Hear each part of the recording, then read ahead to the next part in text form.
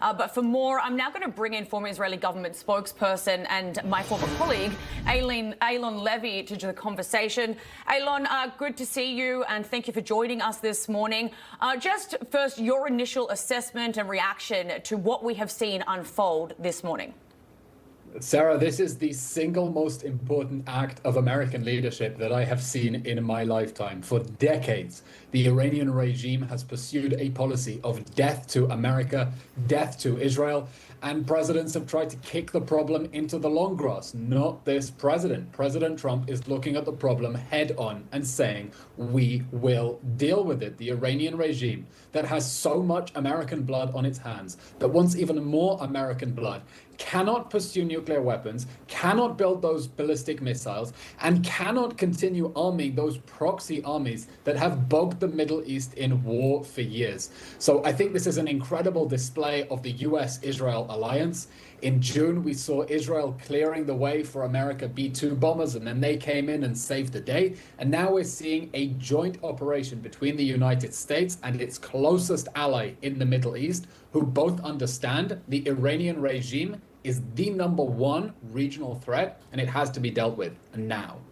Yeah, go ahead. Go for it. Eylon, a quick question for you. What is your thought right now? What are you hearing from folks on the ground in Israel? We had our live reporter, Zach Anders, earlier. There were people doing yoga on the beach while the sirens were going off, or calmly walking from a cafe and coffee going into the shelters. Is there any concern right now on the ground that you're hearing? Being Israeli means trying to find a normal life in the most abnormal circumstances. We've been spending all day running in and out of the bomb shelters. I think we've had 4 sirens already. But, you know, Israelis are not going to allow the Iranian regime to destroy their weekend. So if they have 5 minutes between missile alerts, they're going to sit and take their coffee at the cafe or do yoga on the beach, because you just have to take those small moments of normality when you can enjoy time with your families. Israelis are well drilled. They know when there is a siren, an emergency, you have to run for shelter. But they also know this has been going on for long enough by the Iranian regime and its proxy armies that you can't let them destroy your entire day. So they're trying to get on, and as soon as there's a siren, you just drop everything and run. Yeah, Eylon, this is something as well that Israelis and Iranians really have been preparing for weeks, if not months, if not years, really.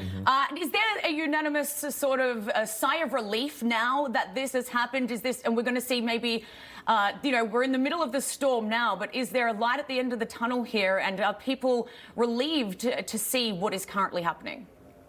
I think everyone in Israel understands the Iranian regime is a threat that had to be dealt with.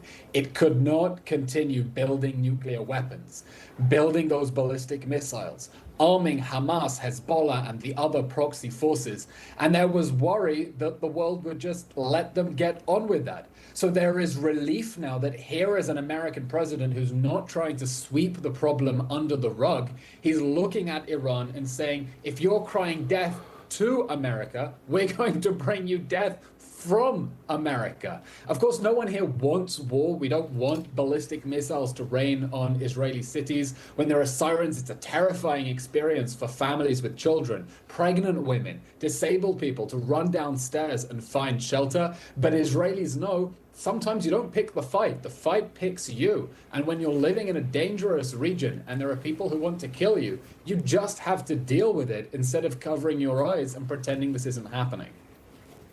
Yeah, Eylon, it looks like we are coming toward the end of a 47-year saga that Israelis have lived through, Americans have lived through. It's vexed U.S. presidents now for nearly 5 decades. Is the historic moment upon us? Do you feel that in Israel? If the Iranian regime does not fall as a result of joint American-Israeli action, creating the conditions for the Iranian people to claim their freedom, well, as President Trump said, this is an opportunity that won't return for generations. Israel and the US can't bring regime change, but they can weaken the regime enough that the people who took to the streets claiming their freedom and were slaughtered can now do so with American and Israeli air support. And I hope that the day after the Islamic Republic of Iran, Iran can be a free, democratic country at peace with its neighbors. If President Trump can achieve that as his legacy, it would be the most incredible act of foreign policy of, I think, any president in the post-war years. All right. Eylon Levy, we're going to leave it there, but we appreciate you coming on and joining us this morning. Thank you so much. Anytime. And stay safe over there in Absolutely. Israel as well.